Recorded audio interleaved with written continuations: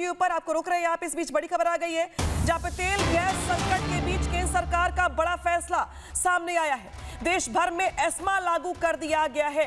तेल गैस संकट को लेकर जिस तरीके से चर्चाएं चल रही हैं, जिस तरीके से तेल गैस संकट को लेकर अफवाहें चल रही हैं, अलग अलग राज्यों की ओर से बैठकें की जा रही हैं, तो बता दें आपको कि देश भर में एस्मा लागू कर दिया गया है।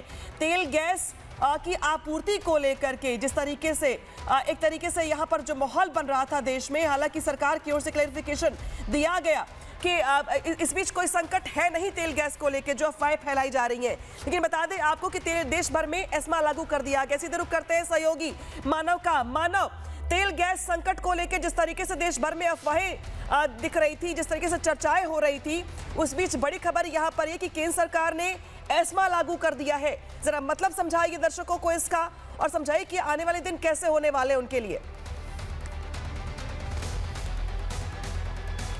तो मानव के पास जाएंगे हम, लेकिन बता दें आपको कि देश भर में एस्मा लागू कर दिया गया है। एस्मा का मतलब यह है कि निर्बाध आपूर्ति के बीच जो हड़ताल होते हैं, प्रदर्शन होते हैं, उसको भी लेकर के माहौल यहां बर्दाश्त नहीं किया जाएगा। जमाखोरी से लेकर के अलग अलग जो वर्ग हैं वो इस बीच प्रोटेस्ट करते हैं, हड़ताल करते हैं, वो नहीं हो पाएगा यहां पर। एक तरीके से ये इसका मतलब है। बता दें आपको कि देश भर में एस्मा लागू कर दिया गया है। इसके पहले बता दें आपको कि जिस तरीके से विपक्षी पार्टियों की ओर से यह दावा किया गया कि तेल गैस का जो संकट है आने वाले दिनों में और विकट होने वाला है, हालांकि सरकार की ओर से यह कहा गया कि ऐसी कोई दिक्कत नहीं होने वाली है। हमारे पास पर्याप्त मात्रा में एलपीजी गैस और हमारे पास तेल भी है। लेकिन अब बड़ा फैसला सामने आ रहा है जहां पे मिडिल ईस्ट के तनाव के बीच तेल गैस संकट को लेकर के अब सरकार ने बड़ा फैसला किया है। देश भर में एस्मा लागू कर दिया गया है। सीधे लिए चलते ग्राउंड जीरो पे सहयोगी मानव जुड़ गए हमारे साथ। मानव, मिडिल ईस्ट में तनाव को देखते हुए केंद्र सरकार की ओर से बड़ा फैसला किया गया है, एस्मा लागू कर दिया गया है। क्योंकि देखिए ये खबर काफ़ी तेज़ी से अभी आगे बढ़ रही है। इसमें एक करेक्शन हम करना चाहेंगे। एस्मा की जगह में इसे ईसीए कहेंगे, एसेंशियल कमोडिटी एक्ट।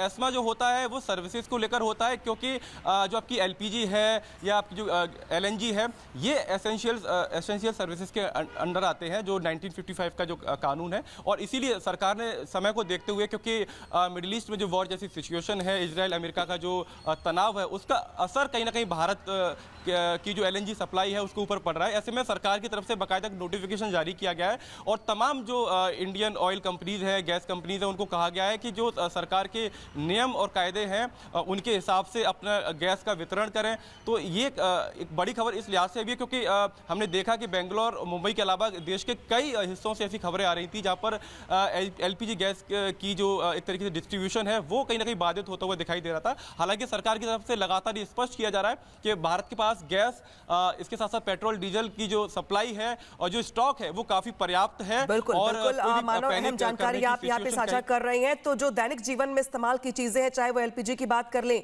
या फिर बाकी चीजों की बात कर लें, उसके निर्बाध आपूर्ति